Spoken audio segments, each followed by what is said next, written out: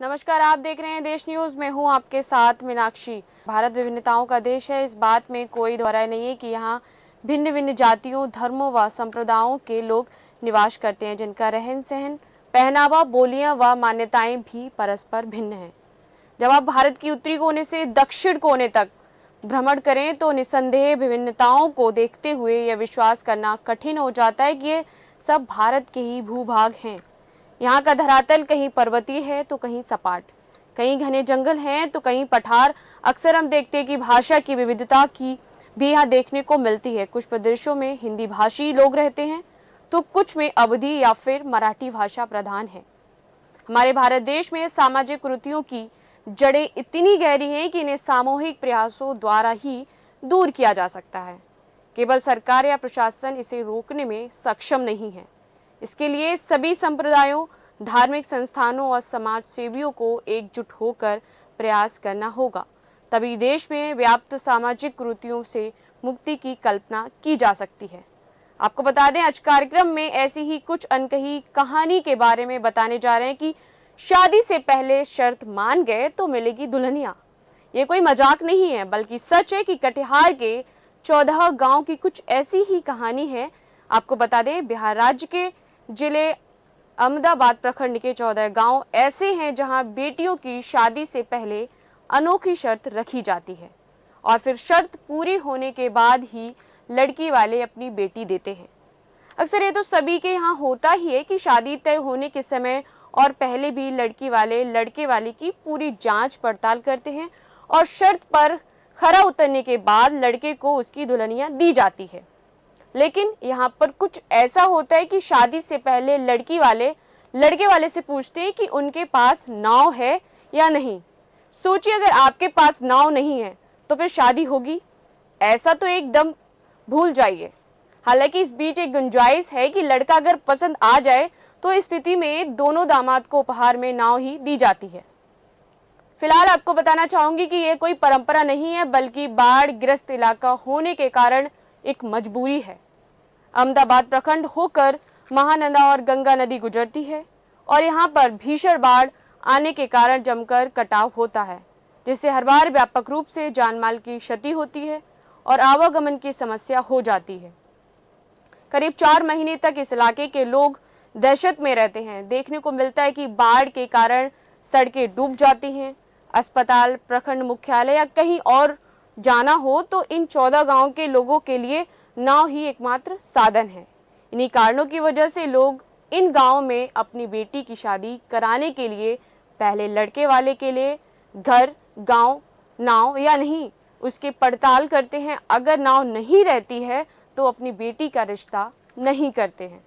इस इलाके में बताया गया कि मेघू टोला गांव के भोला सिंह के यहाँ भी लड़की वालों ने नाव नहीं रहने के कारण रिश्ता ठुकरा दिया था।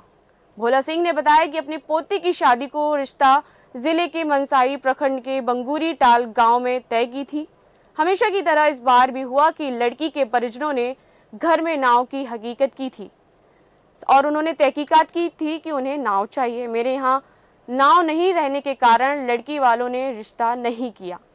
उनका आगे कहना है कि हम अंत में जाकर नाव दी, तब जाकर बेटी की शादी हुई। भगवान टोला के रत्न ने यह भी बताया कि पश्चिम बंगाल के मथुरापुर में अपने बेटे की शादी कराई। बताया कि संबंध जोड़ने से पहले मेरे पुत्र वधू के परिजनों ने ग्रामीण और आसपास के लोगों से पता किया कि मेरे पास नाव है या नहीं। उन लोगों को पता चला कि मेरे पास नाव नहीं है। उन्हें मेरा बेटा काफ़ी पसंद था और रिश्ता छोड़ना नहीं चाह रहे थे।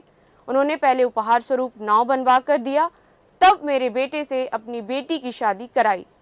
हम आपको बता दें कि अहमदाबाद प्रखंड पश्चिम बंगाल और झारखंड से जुड़ता है।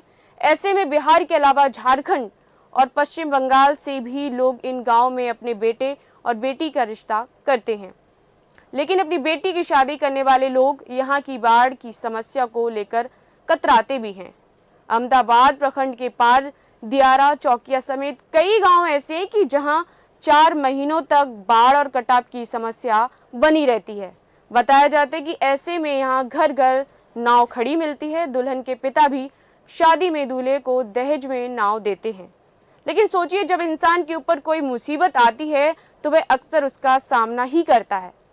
लेकिन कई दफ़ा हम ये भी देखते हैं कि वह किसी न किसी वजह से थक हार कर शांत भी बैठ जाता है।